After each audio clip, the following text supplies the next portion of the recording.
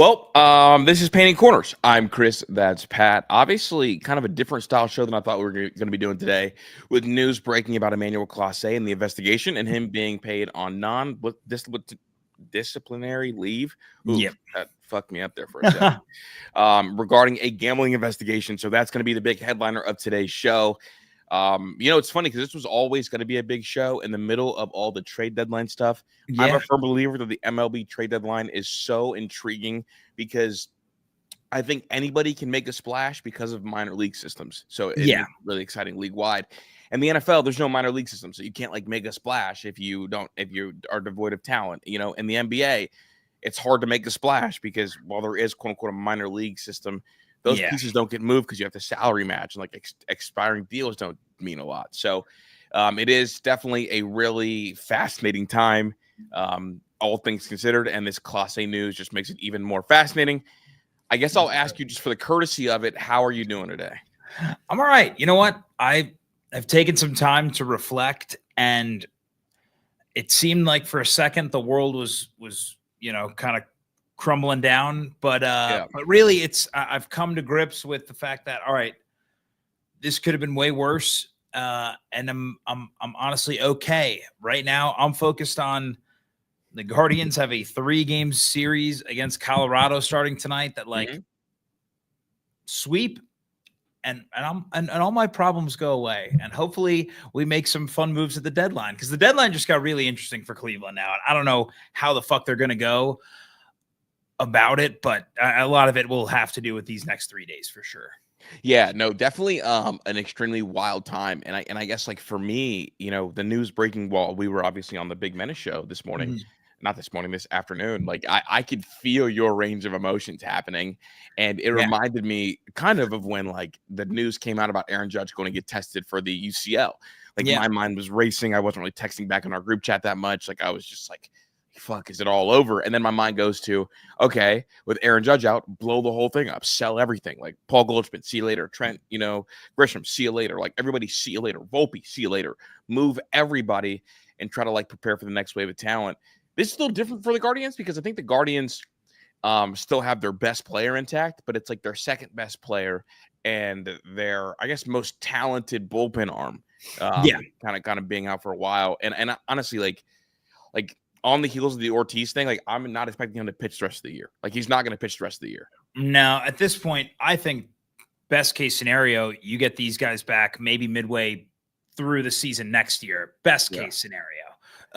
But really, at the end of the day, this is something that, again, one of my coping mechanisms in the last, it's only been 2.5 hours, but there was quite possibly going to be a scenario in the next 72 hours in which the Tribe got rid of Clase, and it's unknown whether or not they would have gotten major league ready talent back for him. I know that's what Guardians fans wanted. They would have gotten major league ready talent back for Clase if they traded him. 100%. Most likely, but again, not most likely. 100%, Pat.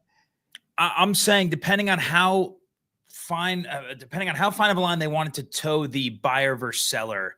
Okay, I mean, I guess that's fair. I think they would have got controllable major league ready talent in return for him. I think they would have too, but if they decided to fire sell this whole thing and instead, like the Dodgers were linked to him, and the Dodgers have a couple of, outfield prospects that are a couple years away. And so if that was the headline with the big Dodgers deal, then like, okay, here we are sitting here today.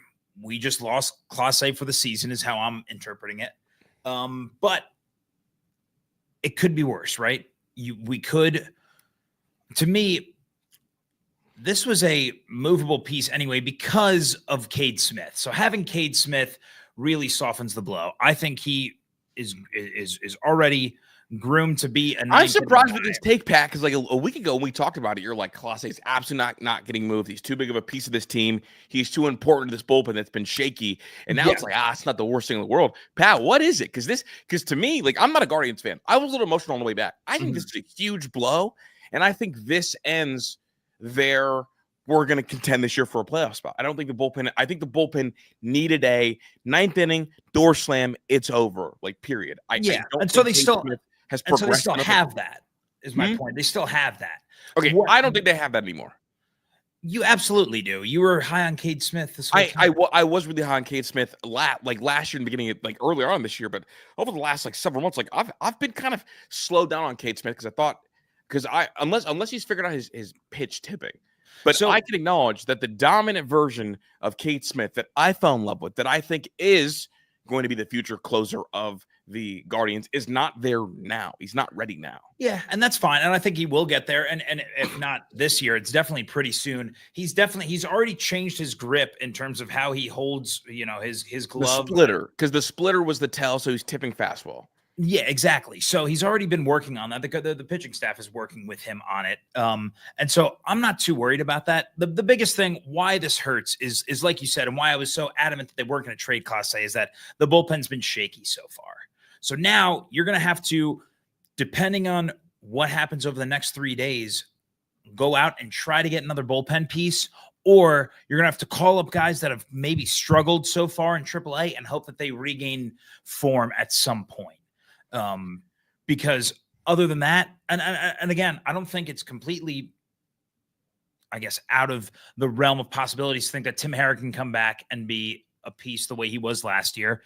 You hope that Trevor Stephan can find it, although that's probably unlikely. And then Franco Ailman's another guy that we thought was going to be able to produce and hasn't to this point in AAA. Now these guys are going to have to, unless they go out and get some other bullpen arms over the next 3 days, basically.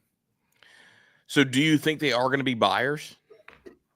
I think we won't know for sure. I think it all starts. They cannot lose any of these games to the Rockies. I think as soon as they lose a game to the Rockies, it will be selling. I do think they're going to toy the line between buying and selling because of this news. I think they're absolutely going to have to find a way to trade Carlos Santana. Wouldn't be surprised if they tried to move some of those other guys too. Lane Thomas is one that comes to mind. Potentially Nolan Jones. I don't think they see a few. I don't know if he's a part of this team's future anymore. I think right now the lineup you're going to see and should see moving forward is starting to come to fruition with Rocchio at second and Arias at short, and then rotating between, Schneemann getting, some of the reps here and there with Angel kind of locking down center field, and Schneemann kind of rotates between all three of those positions. So I think that's kind of what we'll see moving forward. I think anyone else, aside from obviously Josie and Quan, I think is expendable on this roster. So we'll see what they do, but I'm hopeful that they can sweep the Rockies and keep themselves in contention enough to not throw away the season. Because I think it'd be foolish to throw away the season just based off of a reliever. And I know he's the best in the sport, but I don't know, man.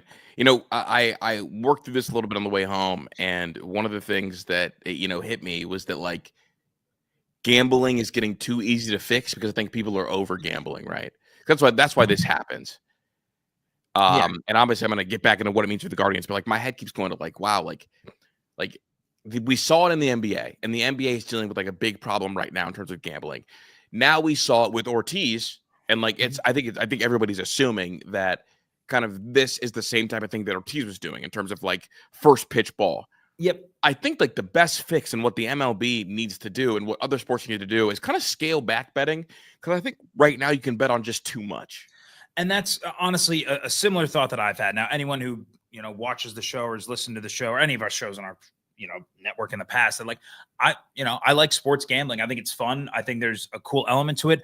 I 100% agree that you can bet too much now. It's like, I give Mike DeWine shit for banning college player props in the state of Ohio. But it's like, well, shit. I don't honestly blame him because of what we're seeing now transpire in the professional sports leagues. I think absolutely being able to bet on things that are so controllable for the players now. I mean, betting on your points or rebounds or base hits in a game is one thing. When you're talking about you can pinpoint it to a singular pitch, first pitch for an AB to be a ball or a strike, it seems way too in control of the players to basically fix, right? And like not only that, like here we go. Like if I'm Clase, and obviously like I'm rich, and I'm sure a lot of people are reaching out to me like asking for money, whatever, like family, whoever along the way reaching for money. Hey, look, like I'm gonna spike the first pitch of the ninth inning. Bet as much as you want on it, you'll get your money. Boom. And I don't know if you saw the breakdown, Pat, of the 11 uncompetitive pitches. I'm sure you watched it. So according to, because I have the stat here, the StatCast waste percentage, is that what you're talking about? Yeah. Yeah, the first pitch of the 9th inning this year, his waste percentage is 17.5%. 17%. Right. Every other pitch is 5%. And it's all spiking the slider. And somebody pulled all the non-competitive pitches. And it's funny because like it changed after Ortiz got suspended.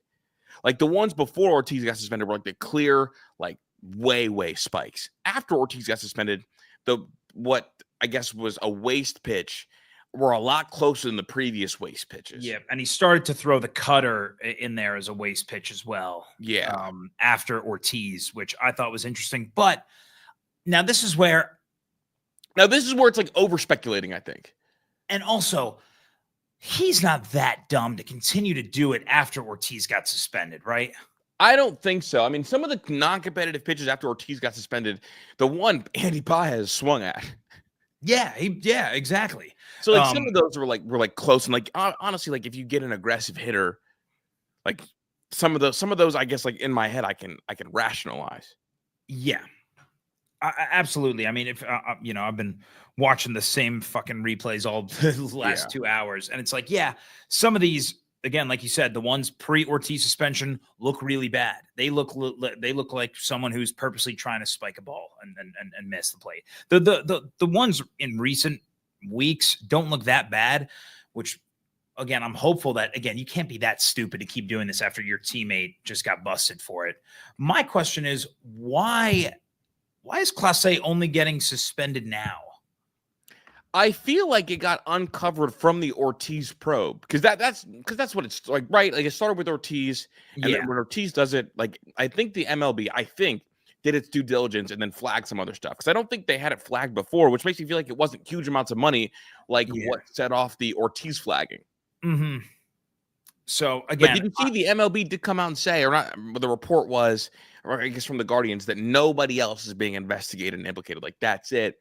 And no one else on the team. That. I don't know if that means all of MLB or not, but at least in terms on of the Guardians, right? Yes. Because my thought process was, if I'm a team trying to buy at the deadline and the Guardians are trying to sell, I can't risk it. Like if I was the Dodgers and I traded for Clase 2 weeks ago. Ooh. That's brutal. And like, is that fucked up from the Guardians because they knew this investigation was going on? Oh, I feel like they knew about Clase. People were going crazy yesterday and I mean, Clase pitched twice on Saturday. Yeah, you never see a reliever pitch twice in the same day of a doubleheader. And the vote rule is we don't pitch the same guys in both games of a doubleheader. Like, were they trying to bump his value and get him traded before this came down? To me, it's like they knew that this was coming, so they're trying to get either A, increase his value, or B, we don't know how many more games he's going to be able to pitch in for us this year. Let's try to get him in as much as possible. They had him warming up in the 9th inning, down 4-1 last night. Yeah, yesterday afternoon. He was going in no matter what. I mean, to me, that seemed like a team that knew this was coming and was on the doorstep, and either trying to up his value or fuck it, let's get him in while we can because his season's almost done. Yeah, and honestly, I don't know what your thought is, but I don't think he'll pitch again. I think the MLB will maybe be harder on him than they will be on Ortiz, if anything. Because then, like ever? Yeah, ever. Oh, if that happens, the MLB will have a huge problem on their hands. Why? I think it's twofold. I think one, letting Shohei get off the way he did is going to awaken a large portion of the fan base, myself will be included, that are going to be really pissed off about how they handle this whole situation. And number two, and the main reason why I don't think it'll happen, is because the MLB pushes gambling so into the face in every broadcast that you watch. I mean, shit. Someone pointed out, if you look at a bunch of the cut-ups of Clase, there's like Bet365 right in the background, dude. FanDuel ESPN, Sunday Night Baseball does their DraftKings parlay of the game. It's every baseball show, every baseball pregame show, even on the broadcast, they'll show you the live odds. It's become such an integral part of the game. I don't think this will be the end of either of their careers just because of the optics of it. No pun intended. I'd be willing to bet that Clase will never throw another pitch in the MLB. I think that these are the first two that it's pretty clear are betting on themselves. At least that's what the MLB believes. Yeah. And I think betting on themselves is like an integrity thing. And I think the MLB will look to send a very clear message right now. Don't even try the first pitch thing because I know it's easy to manipulate. Don't even try it. You will not pitch in league again. And for Clase in particular, he's already had run-ins with the MLB with the PED scandal. Like I think it's over, dog. And I don't want it to be over, but dog, I think it's over, and I think that Cleveland fans should prepare themselves for it to be over. Yeah, I mean, I don't think so. I think you have to give some sort of warning, right? I mean, we've never seen this happen before, and because it already kind of did happen with Shohei, the fact that he got off scot-free leads me to believe that, all right, Clase isn't going to be gone forever. I think absolutely the stuff with the PEDs adds, it just adds a layer because it's like it shows a pattern of like blatant regard for the rules entirely.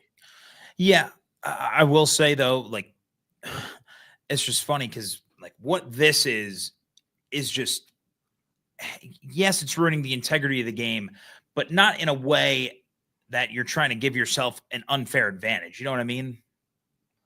No, you're right.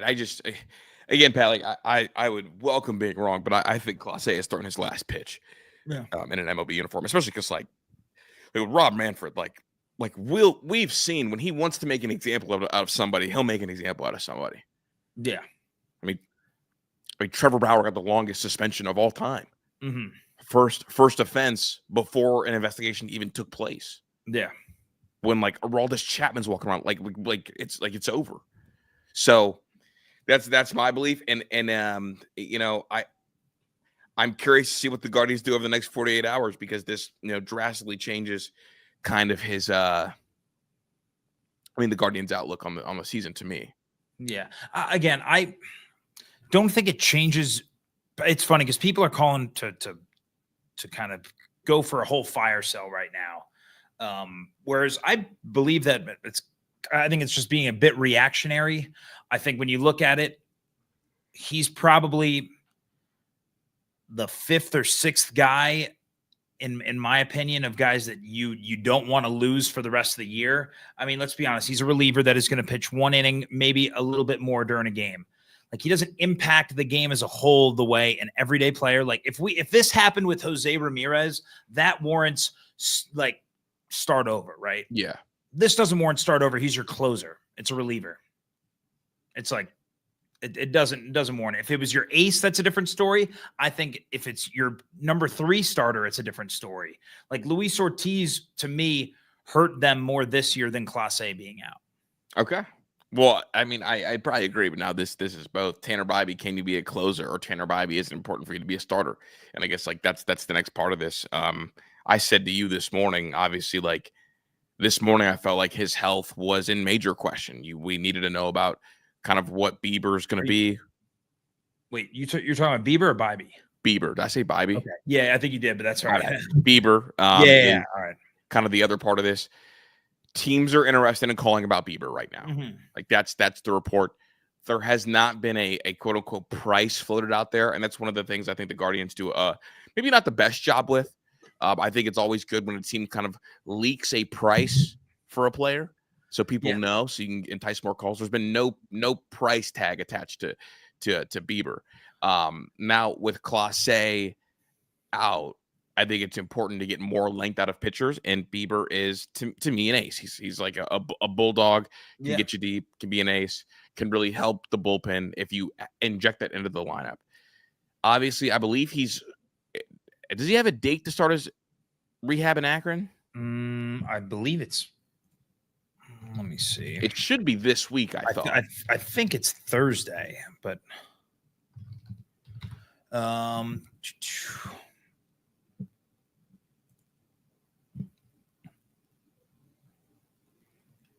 oh shit! Wait, sorry. He was supposed to pitch in Columbus this past weekend, but it got rained out. Oh, okay. And so did he end up? I believe he was supposed to go because my buddy was actually supposed to go to his rehab game. I was away this weekend. But so the rain, so so his first one got rained out. So whenever the Clippers play next, I would presume that he will be set to go then. Yeah, because he threw 43 pitches last Tuesday and was set to start Sunday before the game was postponed due to rain. So he'll probably pitch if we play today. I would guess today, but I don't know the Clippers schedule. So they skipped Double A entirely. Yeah, that's a bummer. I was excited to go see him. I know.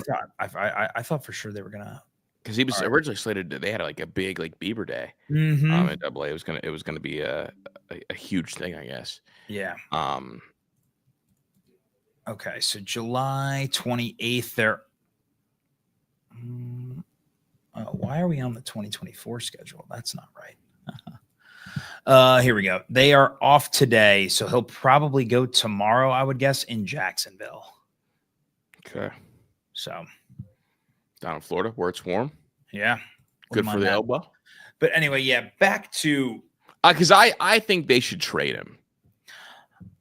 I am nervous about them kind of selling Bieber at the wrong time, right? Because I just don't think you're going to get what I deem worthy of trading Bieber.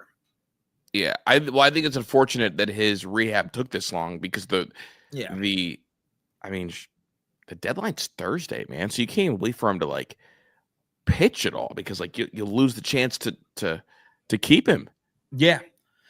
Again, I think there's no sense in trading him now. You're going to get no value, right? It's just like there's more value in keeping him and riding out the last 2 months of the year with him in your rotation and maybe, get a chance to make the playoffs and have him be your ace going in a playoff series. I think there's more value in that than to trade him for, you don't even know what you're going to get. Maybe a top 10 prospect. Yeah. In any organization. I mean, I don't know if teams are going to want to trade. The problem is that I don't know how teams view Bieber, right? Because you're talking about a guy with metrics that were showing kind of a downfall in 2023. He comes back last year, first 2 starts, he looks like the Bieber of old, the 2020. He kind of reinvents himself. I was reading that he changed up some of his grips, maybe that's a spider tack replacement. Who knows? A lot of people thought he was maybe a spider tack merchant just based off of how his numbers kind of dropped when the MLB started to cramp down on that. The whole spider tack stuff a few years ago. But he looked through, again, it was 2 starts, 12 innings last year. He looked really fucking dominant, but now you got the injury concerns. So it's like, I just don't know how teams value him. I don't think it makes sense for Cleveland to trade him right now. I just feel like you're better off just holding on. I guess my thought is like, you lose him for like undervalue or you lose him for free is kind of my belief. And like, if you think you're going to make the playoffs this year, then like, absolutely. Like you keep him and you have him as a part of your rotation. But I think it would be just the Guardians' way usually is try to get something out of a player when they can, because I mean, don't get it twisted. I think that if he pitches the way I think he can pitch, he's not going to opt in for next year. He's just worth too much money on the open market. Because right now his contract it's a player option for $16 million next year. Max Scherzer signed a 1-year, $15.5 million deal. Yeah. Like Bieber's worth more than that. So if you don't move him, you're kind of acknowledging, okay, like this is our playoff push. We're going to try to salvage this season and we're probably going to lose him for free. And that's okay. Like I don't fault teams for moving like that. I mean, that's how my Yankees move. We're not going to extend you. We're not going to move you. It just is what it is. We will let it expire because we'll go spend in free agency. Yeah. And I think if Bieber had even like a month of tape on him so far this year, I think it would I don't know, kind of push the Guardians to field offers for him. But it's just like, I don't see teams paying the price that the Guardians are going to ask for Bieber. And I don't want them to sell short on him, basically. It's like, I'd just rather go off in the sunset with him, maybe make a run in the playoffs this year. And he's your ace, because you're talking about a team that, I mean, you start to get guys. Bobby got playoff experience last year. Gavin got a little bit, but Cicconi's never been to the playoffs. And then, I don't really trust Cantillo or Logan Allen in the playoffs, but that's another story. So no, and you shouldn't. For my team, news just broke that the Yankees are in pursuit of Dustin May. Ooh, gross. I knew the Yankees. Obviously, Cash told everybody, "I'm going to be aggressive at the deadline. I'm going to be aggressive, but there are 3 players off limits. Well, 2 players off limits, 1 player that it would cost a lot to get.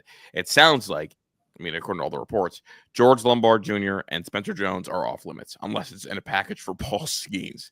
Yeah. And we all know that's not going to happen. The third one that's going to be hard to get off their hands is Schlittler, who is set to pitch tonight against Tampa Bay in a huge series. They were fielding offers for Spencer Jones until the 3 home run day, and then also the Aaron Judge news. Aaron Judge obviously going on the 10-day IL, which is going to, unleash a fun world for the New York Yankees. Have they made a roster move yet? A roster move with that spot? Yeah. No. Because is Spencer Jones going to get called up? Well, Spencer Jones has not been in the line the last couple of days. They want his back to settle down. Okay. He's been swinging harder than he ever has. That last game, it's funny because it was right after like all the Spencer Jones trade rumors started. It was like he all of a sudden he's just sort of swinging the bat a lot harder because he didn't want to go anywhere. Yeah. Yeah, for sure. So, but I think he's going to get called up. I mean, Cash said he's definitely in the mix to get called up, but they have not made a roster move. They did trade Cookie. Oh, okay. So, and I believe he was in the 40-man, so I think they have a spot open with that too. Okay. Well, also, you traded for Rosario over the weekend, so yeah, bro. They did that quickly, like Jordan Vivas. See you later. Like that was an immediate flip. Yeah. And then kind of the next thing is going to be Peraza, who I expect them to DFA because they burned up all his options. Okay. Once a move is made, but they do have that extra spot open now that Aaron Judge is officially on the IL. Okay. And they traded Cookie too, so they're creating space right now. Yeah. I guess grade the Yankees moves for me so far, or at least how you feel, because I feel like we talked about this being like a chance for a big splash, right, and kind of go all in. It was originally linked to Suarez and Zach Gallen, Merrill Kelly. It sounded like Cashman wasn't willing to meet Arizona's demands for that, so you pivot to Ryan McMahon. Talk to me. How do you feel about these trades so far the Yankees have done? I like McMahon. McMahon is going to give me elite defense at third and 20 home runs a year. That's it. His away splits were horrendous. But I mean, already kind of the pressure hitting in New York, he's come in and he's hit. So it's like, I can just judge what I've seen him do in New York. Yeah. So I like the trade because there is a level of pop there that I'm okay with. And the last month in general, he's been hitting 240. Now, that third base spot has been a black hole. 2 guys hitting under 200 with absolutely no pop and shaky defense, to say the least. I mean, Peraza and Jordan Vivas are my version of Will Wilson. Like they're just quad A players that have been in the corner infield, and they've gotten every opportunity in the world to claim a spot, and they couldn't. They literally had a 3-0 lead on DJ LeMahieu and blew the lead. To the point where I mean, the way they brought LeMahieu back. I mean, I thought we were never going to see LeMahieu play again, and sure enough, they were so desperate to even have him start for a couple months. Yeah, because they wanted just some form of production from the whole infield, and so McMahon does that. McMahon offers some pop. The swing and miss stuff is there, but at the bottom of the lineup, he presents what I like to call an element of danger. There was no element of danger with Jordan Vivas. There was no element of danger, in Jordan Vivas or Peraza. Both guys with, I think, a sub 300 OPS. That's how bad we're talking out of those two. And so to get OPS over 700 at the bottom of the lineup, just give me a chance to flip it over. So I like it. And the defense has already been really, really felt. It's good. It's fantastic. It's not the huge splash that I would have wanted. But hearing kind of what the Diamondbacks wanted for Suarez, I'm thrilled. I mean, they wanted one of, the Yankees' top 5 prospects. They wanted Schlittler as well. And they wanted a low-end guy. It seems like Cashman is not willing to part ways with Schlittler, making me feel like Schlittler is a big part of their future rotation, right? Like he profiles a lot like Luis Gil, but with way more control. Yeah. And not control in terms of like years, but in terms of like the actual command of the strike zone. Not hitting people in the head. Yeah. I guess it feels like every deal that is centered around Schlittler for a rental, Cashman has balked at and said, no, we're not doing it. And I think that was the hang up, because I think they fully intended on having a big splash, But I think the one-of-a-kind sweeper that Schlittler throws, that paired up with the fastball metrics that are really fantastic fastball metrics, and the 6'6" frame, I think that was the hang-up. Yeah, that's fair. I guess my question to you is, do you think that, or do you agree with Cash kind of prioritizing the team's future rather than trying to capitalize on the team's win now window with Aaron Judge? I think they are win nowing. Okay. I think they are. It doesn't seem like they're going all in though. Well, yeah. Here's the thing. I would not go all in for. You can't go all in for Suarez, because like what have been the main issues for the Yankees this year? Defense and pitching. Yeah. So if I have to sacrifice defense or pitching, well, if you were getting, I mean, I was of the belief that if you guys were going to trade a haul for Suarez, that was also going to include either Merrill Kelly or Zach Gallen. And yeah, that's fair. Schlittler's better than both right now, I think, is Cashman's concern. Okay. And that's a bold claim to make for a guy who's made 2 starts is my. Yeah, the thing is, like Zach Gallen of all qualified pitchers has like the 3rd highest ERA in baseball. Oh, he's like been that, terrible this like year. So it's like what kind of gamble are we taking? Like, are we going to gamble that Zach Gallen can turn it around, or are we going to gamble?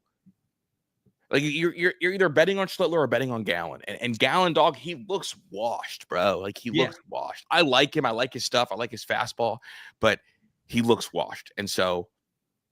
But again, now you guys have Matt Blake. We do. That shouldn't be a worry for you guys in terms of going after guys with proven success in the big leagues. We see it with guys in Cleveland. I mean, Matt Boyd was washed. He comes into Cleveland last year, kind of resurrects his career. I think, now I'm not blaming you for wanting to stick with Schlittler over Gallen. I just think that isn't a huge, or it shouldn't be a huge concern because you've got Matt Blake.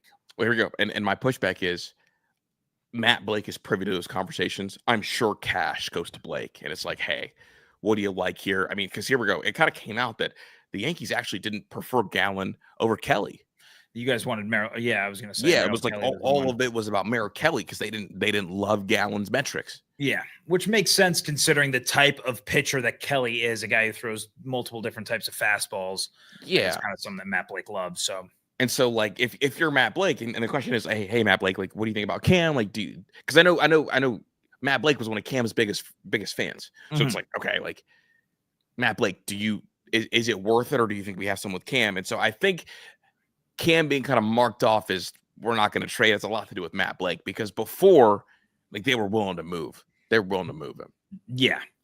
So I guess my final question to you is, because you've kind of done, at least to me, a little bit of a 180 from your stance. Your stance earlier to me this year was that you guys got to capitalize on these next 2 years, really, with Judge being in his prime, and you don't know what you're going to get after that 35-year season. Absolutely. So my question is, do you, like, if not this year, is it next year that you want them to go all in? I think betting on Schlittler is all in. Okay. And I think betting on Schlittler, who's the big piece, is all in. I mean, I have my internal beliefs on Spencer Jones, and I think the one thing that I've kind of flipped on is the Spencer Jones train. Like, because before, like, my idea of all in was I was willing and wanting to shop Spencer Jones everywhere. Yeah. Like that's where I've done the 180 on, because before, like, we joked about it. Like, do you want Spencer Jones? Can I interest you in Spencer Jones? Can I interest you in Spencer Jones? Yeah. And I flipped on it because I'm starting to drink the Kool-Aid that they may have struck gold twice. And and honestly, a lot of it's because I don't know what to make of the offensive run I'm watching. I don't know what to make of it. And that's completely fair. He's on a generational run right now. I mean, it's hard to part with someone when they're playing as well as they are. Yeah, it is. And like the underlying metrics favor him. Like the chase rate went down, the strikeout rate went down, the contact numbers went up, and the get the ball in the air numbers went up. My thing last year was that he had so much power, but he wasn't hitting home runs. He had 17 home runs all of last year across minor leagues and an OPS under 800. He hit 2 ground balls also. Like this year, and also like his defense is LA, like elite defender. This year, he made the adjustment because the stat was 1 in every 5 fly balls he hits leaves the yard because he's got, like, they call it the death touch. Like, you hit it, it's leaving. And he's figured that out, and he's figured out, look, my whiff rate is about 28%. If I swing 3 times, chances are I'm going to connect with one. Yeah. And if I get one in the air, chances are I could leave. And that's 100% fair. I do find it interesting that the Yankees are choosing to kind of bet on the future while also, counting on their future, I guess, to be their all-in mode, because I feel like, and my pushback to you right now is that you can get anything you want for Spencer Jones right now. Like, I think any team would love him, and you can kind of name your price for Spencer Jones. Well, the issue is he's so his value is so split in like the MLB circles. Yeah. Because he's got like the really red flag stuff. Because like him, like he wasn't like the Diamondbacks wanted him and a pitcher and a low end guy instead of just him. Like he's not enough. Yeah. And I also think one of the things that might have maybe put an X to the end of the shopping him around was, Doug, like he's going to play now. Well, again, the injury to Judge definitely is, opens the door for that. Yeah. Like he is left-handed Aaron. Mm-hmm. Like I play the same 2 positions. I'm 6'7". I have power. Now I do believe though everyone else in their top 5 should be sellable. Like Carlos, like the number 2 prospect in the org, sell him. Yeah. Like go now. Are you at the point where you would sell Lombard over Spencer Jones? No, I need Lombard. Okay. And I also I don't know if like Lombard Lombard is our Bazana. Mm-hmm. It's just not worth unless you're getting like fuck. I would package Lombard and Jones if I get Bobby Witt back. Yeah. I feel like the Yankees are kind of wasting an opportunity to make a big splash and try to win during Judge's window. That's my only pushback to, I feel like, how the Yankees have navigated the trade deadline so far. And this was after Cashman saying he was going to make some big moves. He made a splash. Cash Daddy did it. The thing is, Pat, there's no here we go. There's no pitchers, because that's what they need. There's no pitchers that are obviously on the market that aren't terrifying to trade for. Yeah. Like, think about it, bro. Like, the number 1 pitcher that everybody wants is who? Sandy? Sandy's ERA is over 6. Yeah. Zach Gallen's ERA is over 5. So it's like all in versus like a desperate, Hail Mary. Mm-hmm. Like the Nats are reportedly fielding calls for Mackenzie Gore, but they want like 5 top 5 prospects. I mean, I think Mackenzie Gore is worth making a big splash for. Like, I think he's got A-level stuff. Put him, dude. That becomes your number 3 in that. Yeah, no, I think that's fair. It doesn't sound like there's been much communication between the Nationals and the Yankees anyway. But like, yeah, again, like it's just a steep mountain because this year's pitching deadline is a lot different than last year's. Yeah, it's definitely a weaker class, that's for sure. And I mean, shit, like Dylan Cease, major red flag. Again, another guy though that I think like that's how you. I don't know. And here's another thing that I've seen when in reference to the Yankees kind of not doing a big splash, like the big splash, those moves inject energy into a team, right? Yeah. Like Ryan McMahon doesn't move the needle. Ahmed Rosario doesn't move the needle the way. I think McMahon is a big splash. Was Jazz a big splash last year? I mean, bigger splash than Ryan McMahon. Yeah, I'm saying they're like the same splash meter. Jazz is definitely a bigger splash. Yeah, Jazz is a bigger splash because we've had a year to watch it. No, but even beforehand, I mean, he was voted the most overrated player in the entire MLB by his peers last year. Jazz? Yes. Yeah, but he had, I mean, again, for better or for worse, his OPS plus was 101 last year before getting traded.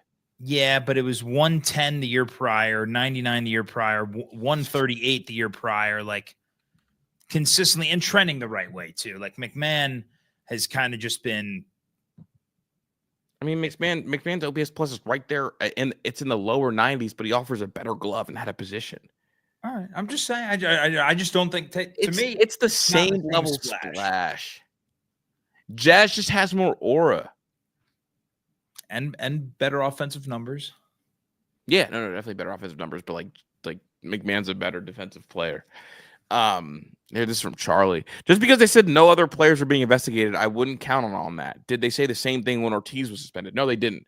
They were very hush-hush when Ortiz was suspended. Yeah, which is why I think the fact that they came out and said there are no other players or personnel in the Guardians, organization that are under investigation is good. I mean, it sounds like we're done with, at least in Cleveland, though. I don't know if this is something that they're looking at the entire rest of the league, though. So that'll be something to monitor because, I mean, shit, it's all over the timeline now, but you've got, I'm seeing Yankees accounts posting videos of Garrett Crochet missing, up and away on a first pitch. And I see the same thing for a handful of other pitchers too. So again, this could be really interesting if the MLB cracks down and we see more and more of these players start to get brought up in these investigation talks. It is crazy. That happens. The first two are Guardians. What was that? The first two being Guardians is like, fuck. The talk around the town is that Paul Dolan's so cheap that the Guardians have to hit parlays in order to make ends meet. Yeah. But no, I mean, again, I will kind of be shocked if these are the only two. If it's this easy across baseball, I wouldn't be shocked if there are other people that get involved in this. I think so. There's 100% more. Mm-hmm. Like 100% more. Yeah.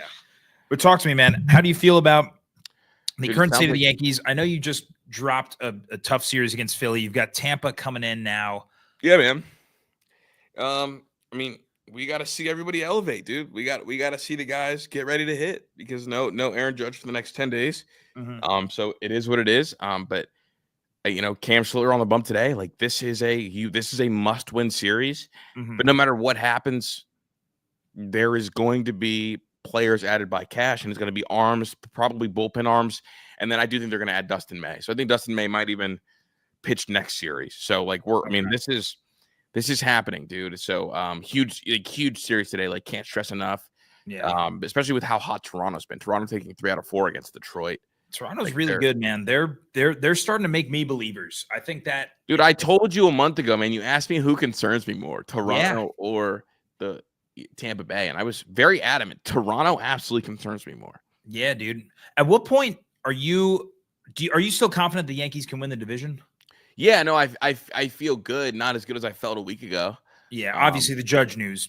Yeah, the Judge news stings. I do expect Tampa Bay, or not Tampa Bay, the Toronto Blue Jays to come back down to earth. You cannot stay this hot for this long.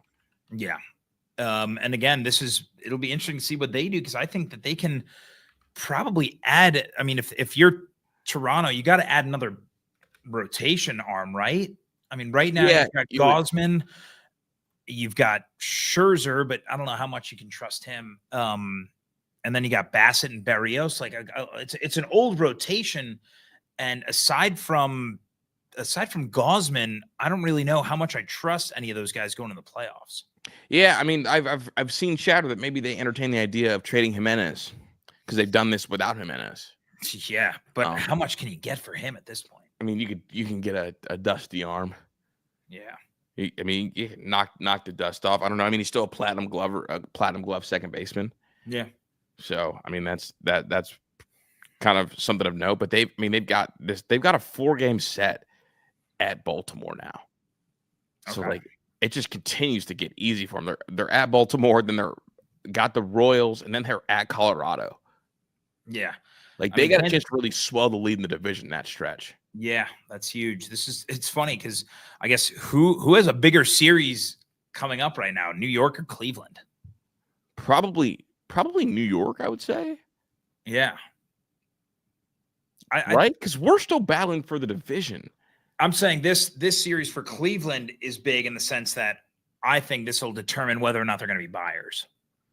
I mean, they have a 3-game set or a 4-game set? 3-game set. 3-game set against Colorado. Yeah, I mean, the fact that it's Colorado to me makes me feel like it's a bigger series for the Yankees. Yeah, I mean, fucking, we should sweep them, but yeah, dude, it's gonna be an exciting next few days. Nerve-wracking for me. I guess not as nerve-wracking for you, although It No, it's depends I on mean, what's it's rumored. nerve-wracking. I just want the bats to be up, so, Yeah. and then the Reds oh, dude, huge series, the Cubs, Brewers. Yeah, dude. That's going to be a fucking showdown for the Dude, they're rest of the year, tied for man. first place in the Central. I was going to say that showdown in the Central is going to be fun to watch, man.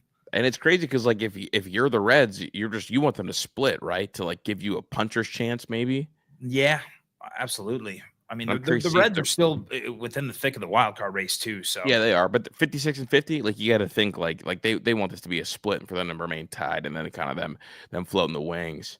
I'm trying to think of absolutely. what else. Oh, Phillies Mets is kind of heating up a little bit. Who do you think's gonna win the NL East at this point? We got the Mets at 62 and 44. They're 1.5 games up on the Phillies. I'm still of the belief that the Phillies are the team to beat in the NL East. I still don't trust the Mets pitching right now. Frankie Montas is pitching today for them, and I think he's ass. So Dude, hasn't Lindor been shit lately too? I mean, he Post is. All-Star break, he's been horrendous. I'm like 90% sure. Yeah, I mean, if you look at his numbers in July, he's hitting 213 with a 664 OPS. Not great. Yeah, last 15 games, he's hitting 130. Yeah. He had a 3-hit game on Friday, but aside from that, he's been kind of shit. Yeah, 130 with a 366 OPS. He's been horrendous. Yeah. That's Really the last 2 months, man. In June, Frankie hit 204 with a 628 OPS, and now in July he's hitting 213 with a 664 OPS. Last 2 months, man, it's been a real struggle for him. You know, he's horrible. And that's the thing about him, and I like him a lot. I think he's a bigger superstar than Jose, but Jose doesn't go through like the low lows that Frankie goes through. No, that's true. Even when Josie's cold, it never seems to get that bad. Yeah, and he also, like, I feel like has more pop in his bat. When he gets cold, it feels like he always breaks it open with a home run. Yeah. And really, I think what it's come down to is that, like, Josie's swing just does so much more damage. When Lindor struggles, his swing gets long, and that's where I don't feel that same way with Josie. Like, Josie's always going to be the same swing here and there. I feel when Frankie presses, that swing gets long, especially from the left side, and it can get tough for him to get going. Yeah, it's been a brutal go for him. Did you see the report Bryce Harper telling Rob Manfred to get the fuck out of here if he's going to talk about salary caps? Mm-hmm. I told you this would happen. There's no way the MLB is getting salary caps because all it does at this point is hurt the players and help the owners. And the players will not allow it. Shout out to Bryce Harper for telling me to get the fuck out of here. Listen, man, I'm always of the belief that, like, in the argument between millionaires and billionaires, you know, the owners versus the players, I'm always going to side with the players. Yeah. So shout out Bryce Harper. I think good on him for telling Manfred to fuck out of here. And also, like, Manfred is capped out, right? Everybody knows that, right? Manfred's a bitch, dude. Do you know who his favorite team is? Fucking Dodgers. The Yankees. Like, Manfred is a documented Yankees fan. I mean, not surprised. I figured it was either them or the Dodgers. So, like, what Manfred is going to end up doing is going to end up, like, making a move to get rid of the deferred money. Yeah. That's going to be the play that Manfred makes. But he is a Yankees fan, and he's been on the record saying the two teams he watches the most because he watches so much Yankees. The team he watches to balance out the Yankees is the Mets. And guess what? Those two teams spend a ton of money. Mm-hmm. And here we go. Teams like the Pirates that's a good comment. There needs to be a salary floor, not a cap. Yeah. Oh, absolutely. That's where I'm at. Salary floor. 100% agree. These owners make too much money for them to consistently, you know, I almost like diminish the fans. That's how I feel as a Cleveland fan. Like, we go out and spend a little more than Pittsburgh, but even still, it's like the fact that you shouldn't have to. I mean, the thing with Pittsburgh right now, and what everyone's talking about is, like, you shouldn't punish the team that took got the chance to draft a Paul Skeens, develop him the way they did, and then watch him succeed, only for them to know that they have no shot at re-signing him, and for him he's going to walk out the door in a couple of years. So, like, I think by implementing a salary floor, you basically force those teams to, like, do your best to re-sign your homegrown players, man. Just do it to your fan base. So, like, the salary floor being $125 million is fine. That's not egregious at all. It's not unreasonable, but, like, the fact that, you know, the Cleveland Guardians in the middle of a playoff hunt are spending, I think, $80 million on the active roster right now. That can't not happen. Coming on the heels of an ALCS berth is crazy. That cannot be the case. No. I'm trying to think of what other news that we've got going on in the good old baseball. We got all the young guns going today. Are we running? Oh yeah, dude, we got dude. I love it. The young flamethrowers are on the same rotation, right? We've got, for those who don't know, we got the young flamethrowers are like the group of like these absolute heater packs that all seem to pitch on the same day. Starting with my guy Jacob Mizorowski is throwing today. Chase Burns, the young star from the Reds, who is struggling to figure it out a little bit. He's getting hit hard. He got the strikeout numbers, but when a bat hits ball, it goes. And then Cam Schlittler, who has added 2 new fastballs already, is the report, and is looking to debut them today against Tampa Bay in what is a must-win series in New York. All of which have hit, I believe, 100 on the gun this year. All of which, make me feel good about the future of pitching, and all of which kind of have that ace, workman-like bulldog mentality. It's funny, the least serious of the 3 is Miz. And it's funny because you're talking about a guy, Miz. I mean, he only pitched 3 2/3 innings last start, and they're slowing him down right now. Yeah, and they're in a how do you go about it if you're Milwaukee? Because you're trying to win this division. You're trying to get that division, earn the first round bye from the wild card round. I mean, Woodruff being back is huge because you don't have to rely on Miz, but at the same time, you can't completely shut him down, right? I mean, he needs to be part of your playoff picture, they're right? accidentally good. And Miz is that body type and that velocity, and this being the most he's ever pitched in a single season, you'll wonder when the gas tank's going to hit. And when the gas tank hits, what's the arm do next? You really got to build up the gas tank slowly, especially with a kid who literally just finished growing. So 3 innings last. I told you, I said, look, here's the thing. Milwaukee and Toronto are accidentally good this year. Yeah. Accidentally. Toronto, their goal this year was to re-sign Vladdy and move Bichette. They're in first place. You can't move Bichette. Can't move Bichette now. You can't move him. The Brewers, their job was to sell and set up for the future, and probably sell Peralta too. Yeah. They can no longer do that. They're in first place in the AL and the NL Central. Yeah. I mean, we kind of followed the same suit last year. I mean, we accidentally were good last year and kind of screwed up things overall. But yeah, again, it puts ownership in a tough spot. But are you going to place the bet, the flamethrower parlay? Well, dude, fucking Schlittler burned me last time. All I needed, he had the lowest line. I needed 7, I think, from both Burns and Miz, and they both hit 7. I needed 4 from Schlittler, and he only got me 3, dude. That's lucky because the Schlittler line is going to stay low, but we know he's got big time strikeout stuff. Again, yeah, he had it. The first start he had 8 Ks, 7 Ks, 7 or 8, yeah, and then 3 last time. So I mean, yeah, but he pitched against the Blue Jays. Don't strike out. Does Tampa though? Oh, I don't know. I'd probably say no. Yeah, I mean they just scream like a team that doesn't really strike out too much. They're early count. I mean, maybe he'll get the length he needs. Yeah, well, that's the thing. I mean, he hasn't pitched. He went into the 6th this first start, but only 5.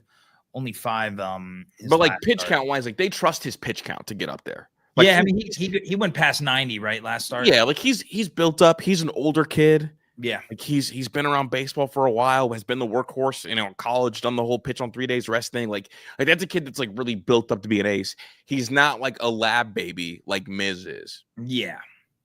No, I mean, he was like an 8th rounder, so he's from the school of Scooble. I got a bulldog my way up, but they can't take care of me. With Miz, he's kind of been getting babied this whole way up. Yeah, no, it's true. Big. I mean, I'm probably gonna run the parlay, man. I might run. Cam fucks me again. I'm out. I'm officially out. Well, you should be out right now, given what your team's going through. But I digress. Hey, I'm Chris. That's Pat. Get me out of here, big dog. Hey, man. This has been a fun little preview episode for the deadline, and we'll be back. Oh shit! So Thursday is the deadline. We'll be back on the deadline. Yep. So we'll go live basically right as the deadline's hitting. I think it goes correct. What, 4 o'clock? I think is the 4 o'clock. 4 o'clock Thursday, baby. There it is. We'll be back breaking down everything. Trade deadline talk. But yeah, good episode. I'm Chris. I'm Pat. That's Chris. Strike 3. You're out.